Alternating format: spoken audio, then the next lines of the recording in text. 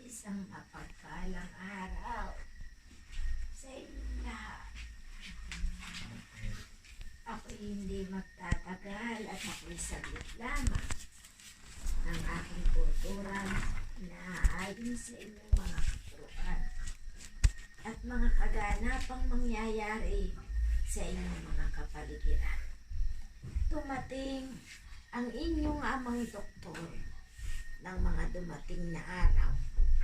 Tama o mali? Ang iba sa inyo ay nakapasa sa mga bagay na kanyang ipinag-aatas. Subalit ang iba sa inyo ay hindi nakapasa sa kanyang kautusan.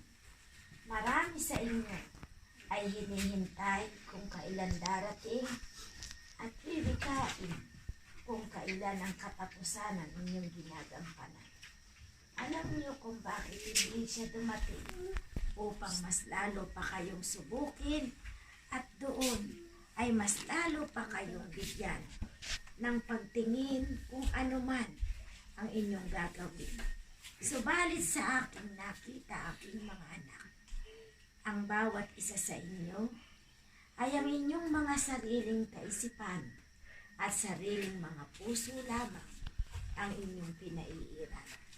Bawat isa sa inyo ay may kulang pa sa lahat ng bagay. Gaya ng tinura namin sa inyo, hindi namin kayo pababayaan mula sa lugar na ito. Gayon din, ang inyong krusipiyong iyan ay kailan may di kayo pababayaan mula sa mga galit na kakailanganin ninyo, na kinakailangang matapos yaon upang lalong hindi na magtagal pa ang kaganapang iyan. Bagkus ninyong patatagalin ang hindi pagkaigi at pagkatapos niyan, ay marami pa ang madadamay at marami pa ang mga tao na magkakaroon ng karamdaman. Dito sa inyong bayan ng Tayabas ay marami pa ang mabibiktima kung ang tao'y hindi magkakaisa ng pananalangin at pagbabalik loob. Tandaan ninyo, wala iyan sa pag-iigting ninyo sa inyong lugar. Kung sadyang tatamaan kayo, ay tatamaan kayo. Gaya ng aking tinuturan. At gaya ng aking tinuran din ng mga huling araw, darating ang napakalaki na hamon sa lahat ng tao't sa buong mundo. Magkakaroon ng sakit na nakakahawa at ang mga tao ay mga mamatay sa tatlong bahagi na ibinibigay sa inyong tao. Mula sa hayop at halaman ay babahabahagiin ito upang do'y piliin ang lahat ng panibagong pagbibinhian. Gaya ng winika ko, ang lahat ng mayayaman ay muling paghihirapin dahil sa kagahamanan ng kanilang mga pagkatao. Pantay-pantay ang inyong aabutin, gaya ng aking tinuturan. Ang salapi ay hindi makababayad ng buhay, at ang salapi ay panandalian lamang ninyo na magagamit dito sa kalupaan.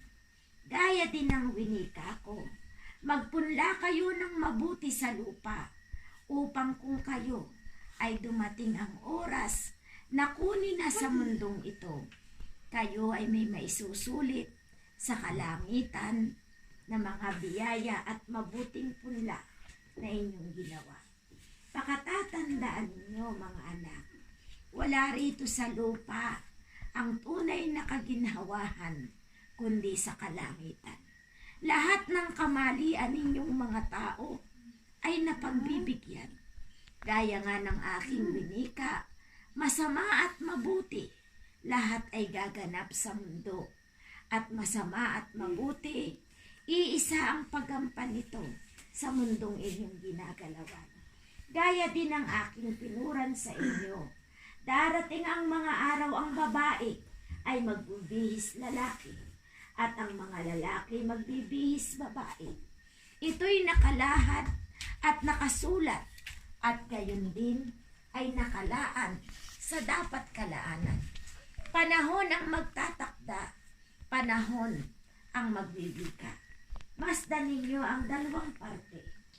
Mayroon sa inyo hindi tunay na babae at meron din na hindi tunay na lalaki.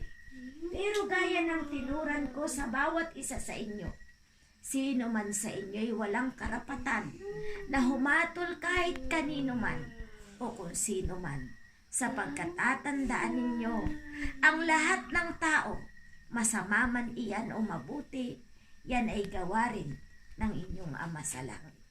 Tatandaan ninyo, ang tunay na kapatawaran ay wala dito sa lupa. Ang tunay na kapatawaran ay nasa kalangitan. Gaya ng tinuturan ko sa inyong nagbihis ng 2 katauhan. Ang mahirap ay ang kayo'y gumawa ng kasalanan, sapagkat ang kasalanang iyan ay mahirap nang bawiin pa mula sa kalangitan. Inyong pakatatandaan kahit kayo'y nagkaganyan, ay magpunla kayo ng mabuti upang kahit papaanong madala ninyo ito sa kabilang buhay. Kahit anong yaman ninyo mga anak, kahit anong salapi ang nasa inyo't inyong kinakamal, darating ang mga araw, ang salaping iya'y magiging walang silbi sa kahit sino man. Gaya ng tinuran ko sa inyo, darating ang mga panahon kayo'y kakain ng damo at ang ibang mga tao'y magkakaroon ng sakit na kung sa ay hindi magagamot ng mga dalubhasang doktor na iyan. Sa panahong ito, ang tanging makapaggagamot lamang sa inyong mga pagkatao ay ang inyong pananampalataya at pananalig sa bawat isa sa inyo. Kung kayo'y patuloy na matatakot sa kapwa ninyo tao, gayon din sa mga nagaganap sa kapaligiran ninyo, kayo ang talo. Gaya ng winika ko sa inyo, pag oras nyo na, oras nyo na, walang makapipigil nito. Pero kung kayo'y nag-iingat at kayo'y aking iingatan, umasa kayo na hindi kayo maaano. Pero kung ang tao ay takot kayong mawala ang lahat ng yaman at meron kayo sa buhay, kaawa-awa kayo sa lupang inyong tinuturuan. Darating ang mga araw, panahon at araw, maiintindihan niyo ang aking tinuturan. Marami pang bansa ng mamamatay na bilang dahil lamang sa sakit na iyan. Gaya ng tinuran ko sa inyo, gaya ng tinuturan, iisa lamang ang lagi kong tuturan sa inyo. Ang Amerika at China ay hindi tunay na magkalaban. Sila ang tunay na magkakampi para lipulin ang sanlibutan. Subalit gaya ng aking tinuturan, ang mga salot na iyan ay magdaratingan sa lupang ibabaw.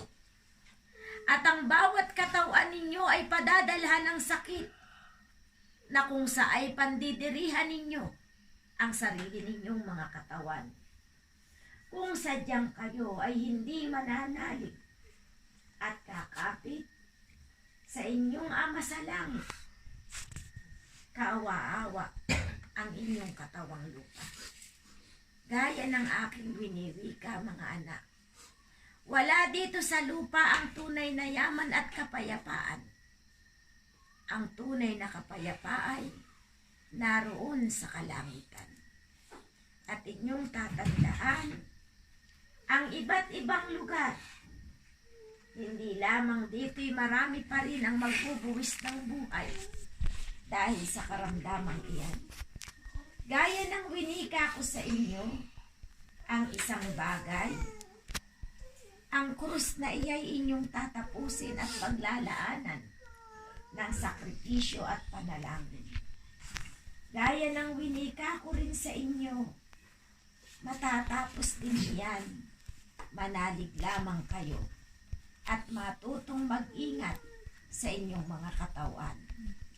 Kung ang inyong mga sarili ay inyong minamahal lamang at ang inyong pamilya at kapwa hindi nyo kayang mahalin, gaya ng wika ko sa inyo, walang silbi ang pagiging tao ninyo sa lupa. Gagi kong winiwika at tinuturan sa inyo, magturingan kayo na animoy magkakapatid at iisang pamilya. Ang pagkain ng isa ay pagkain ng lahat. Ang sakit ng isa ay ramdam din ng lahat. Ang pagkaawa sa bawat isa ay inyong pairalim ito.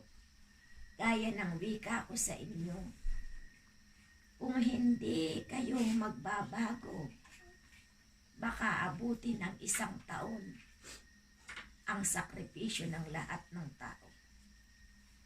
Marami ang magugutom, marami ang mawawala ng trabaho, marami ang magnanakaw at papatay, marami ang magpapasabog ng mga daan, at ang idalangin nyo rin sa inyong Ama sa langit ay huwag pasabayin ang mga lindol at pagputok ng bulkan na iyan. Sapagkat kung magkagayoy kayo muling babahabahagiin at kayo hihirangin. Huwag niyong sasabihing malakas ang inyong mga katawan sa panahon ito. Tandaan ninyo, 1 dapo ng karamdamay, maaaring malagay kayo sa alanganin. Di ba't winika ko sa inyong may papanaw sa kasamahan ninyo? Naganap o hindi? Winika ko rin matanda ito. Naganap o hindi? Subalit gaya ng winika ko rin sa inyo, kahit ang pagluluksay di nyo mapupuntahan at hindi nyo madadarmayan ang kahit sino. Kaya ang wika ko sa inyo, panalangin at panalangin mga anak. Kung kayo'y may kaunting nararamdamay, huwag agad doktor ang puntahan. Dahil baka imbis na kayo'y mabuhay, kamatayan ang kahantungan ninyo. Bakit mga anak? Ngayon upang ang mga tao'y matakot, marami ang papatayin ng biktimang iyan. Kaya ang wika ko sa inyo, ang pagbibigay aral maging sa bata at kabata at katandaan. Kayo'y pinatatabay at pinatitibay ng aking sandalan sa lugar na ito. Gaya ng turan ko sa inyo, huwag kayong hahatol upang hindi kayo hatulan ng inyong kapwa. At ang gagawin ninyo sa inyong kapwa'y gagawin nyo rin sa akin. Gaya ng aking tinuturan sa inyo. Hindi baling kayo ay mahirap, na puno naman ng pag-ibig sa kapwa-tao ang inyong puso, at kayo ay may kabanalan. Hindi kayo mag-iimot. Gaya ng wika ko mga anak, ang pera na galing sa kasamaan ay bula-bula ring nawawala iyan. Gaya ng aking laging tinuturan, hindi baling kayo ay madalahan ng yaman o salaping ilan. Kumpara, kayo ang makadadala at makapanluloko sa kapwa ninyo. Ang langit ay laging nakatunhay sa inyo. Nakikita ang bawat galaw at kilos ninyo. Kaya mga anak ko, gaya ng tinuran ko sa inyo, ingatan nyo ang inyong mga sarili. Huwag kayong manghihinayang sa salaping na wala sa inyo sa panahong ito. Sapagkat tatandaan ninyo, anuman ang nawalang bagay Tandaan ninyo, may babalik ito. Ang mahalaga ay buhay kayo. Naunawaan ninyo. Gaya ng winika ko, lahat ng bagay ay dapat matutunan ng bawat isa sa inyo. Tandaan ninyo nang dumating ang doktor, nakapagbukas ng pinto. Tumunog ba? Lumakad sa inyong daanan. Narinig nyo ba ang yabag? Tinuruan kayo ng mga asal na iyan. At kayong mga kabata at kababaihan, tinuturuan kayo ng kabutihan sa inyong mga puso. Bagamang kayo'y nawiwika na masyado ang kahigpitan at hindi nararapat ang gawain niyaon, tandaan ninyo, ito'y kapakinabangan ninyo sa bawat isa. Gaya ng winiwika ko sa inyong lahat, huwag niyong iindahin ang hirap ng inyong katawan. Bagkus ang indahin ninyo'y ang pagtulong at sakit nararamdaman ng ibang katauhan. Mapalad ang mga tao na nagbibigay kumpara sa binibigyan. At pakatatandaan nyo ang aking laging tinuturan. Ang tao ay hindi nagiging bayani dahil sa maraming bagay niya sa sarili. Kundi ang tao ay nagiging bayani dahil sa ginagawa niyang mabuti. Subalit ang tunay na bayani, nililikap muna ang ibang kapwa-tao kumpara sa sarili. Laging nakamalas ang kamay at pagliyab ng puso para sa inyong bayang tinatawag. Mapalad kayo at may tunay kayong ama na doktor na tinatawag na kayo ay hindi pinababayaan. Bakit? Kayo lamang ang may pusong tunay, ang Pilipino. Huwag niyong iindahin ang bawat sakit na ibinibigay ng inyong kapwa. At kung kayo'y tutulong, huwag niyong iintayin ang balik ng inyong kapwa na inyong tinulungan. Sapagkat ang ibabalik ng inyong kapwa ay panandalian lamang. Pero pag ibinalik yan ng kalangitan, hindi yan napuputol. Tuloy-tuloy na biyaya ang ibibigay sa sinuman. Minsan kayo'y makararamdam ng sakit ng inyong kalooban, sapagkat lahat ng inyong tutulungan ay hindi magbabalik ng magandang sukli sa inyong ibinayad. Subalit pakatatandaan ninyo, gaano mang kaapdi at apdo ang inyong iniinom, dahil sa taong iyan, pakaalalahanin ninyo ang paglisan ng inyong amang Hesus sa lupang ito. Kahit na anong bait at kahit ano ang nagawa niyang mabuti, nang dumating ang takdang panahon, ang kanyang sariling dugo ay kanyang ibinuhos sa lupa upang kahit papaano matubos ang mga tao. Imbis na tubig ang ipainom, ay alak ang ibinigay at aptong mapait na galing sa hayop. Pinaglaruan ng luntian ng mga tao at pampalasang ito. Subalit hindi nawala ang pagmamahal sa tao. Kaya mga anak, iyan ang lagi kong bilin sa inyo. At lagi kong tandaan ninyo, ang sino mang hindi magtanda sa bawat itinanda sa lupa ay magbabayad doon sa kalangitan. Kaya wika ko, ang sino mang hindi sumunod sa utos na kautusan ay magkakaroon ng susmariang pananagutan. Hindi kayo mga anak hahatulan sa inyong salita lamang, kundi kayo'y hahatulan ay sa inyong ginagawa din naman. Kaya ang wika ko, baka pinuhin ninyo ang inyong mga sarili. Kung kayo'y napapagod o napagal sa paglalakad, at kayo'y may daladala at kayo'y nabigatan, ibaba ninyong panandalian ang mga krus na iyan, at saka kayo muling magpatuloy ng lakad. Kahit anong bigat ng krus na inyong papasanin, gawin din ninyo mga anak ko, ang ipagpatuloy ang lakad na iyan. Sapagkat inyong tatandaan,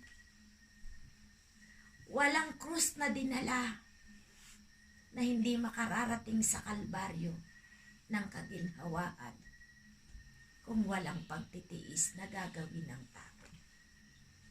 Ang hirap lamang sa mga tao sa panahong ito.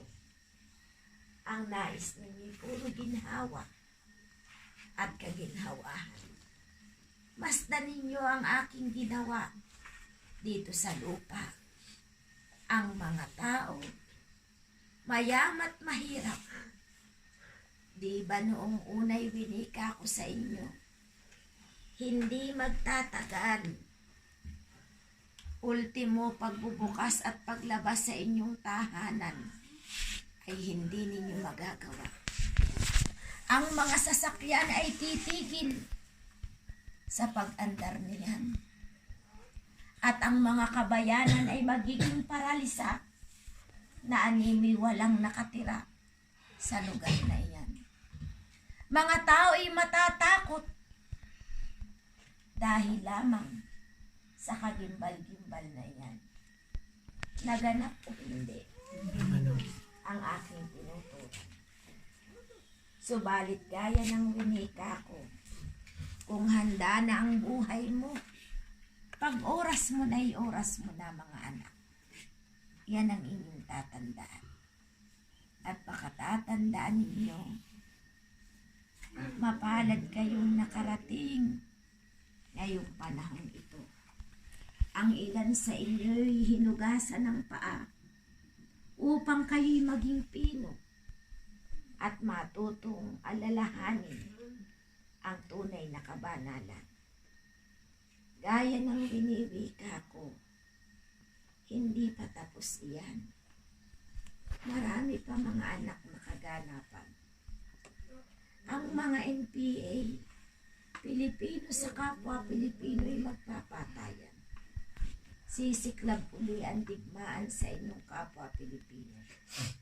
Magkakagulo sa inyong gobyerno. At lahat ng pagnanakaw ay mangyayari rito.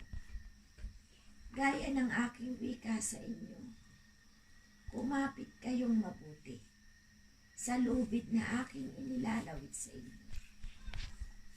Ni ang iisipin yung bumitaw ay huwag mga anak. Kung mabuti ang inyong gagawin, ang langit ay mabuti ring magbibigay sa inyo. Pero kung masama iyan, gaya ng winika ko, kung ano ang itatanim mo dito sa lupa at sa iyong kapwa, ay siya ring ibibigay at aanihin ninyong lahat. Wika ko, darating ang mga araw at panahon. Ang lugar na ito'y hindi magkakamayaw sa dami ng tao na darating at magpipilit na makarating sa lugar na ito. Wika ko sa inyo, mahalin ninyo, ingatan, at gawing tila isang buhay ang lugar ng sakripisyo niyo sa lugar na ito.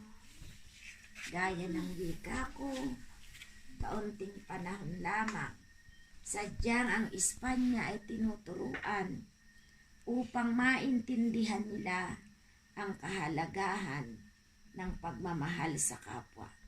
Dahil kung anong lamig ng lugar nila, ay siya ring lamig ng pagtulong at pagdamay nila sa kapwa nila. Masdan niyo sila, napakarami ng mayayaman at maraming pera. Tinulungan ba ang mga naghihirap na mga tao at kapwa nila? Hindi, mga anak. Mapalad pa rin ang inyong bayan, sapagkat kahit kayo'y naghihirap, may nagtutulungan at nagtutulungan. Naunawaan. Kaya yung mga biyaya at inyong natatanggap, lagi ninyong pasasalamatan sa araw-araw at oras na kailangan. Naunawaan.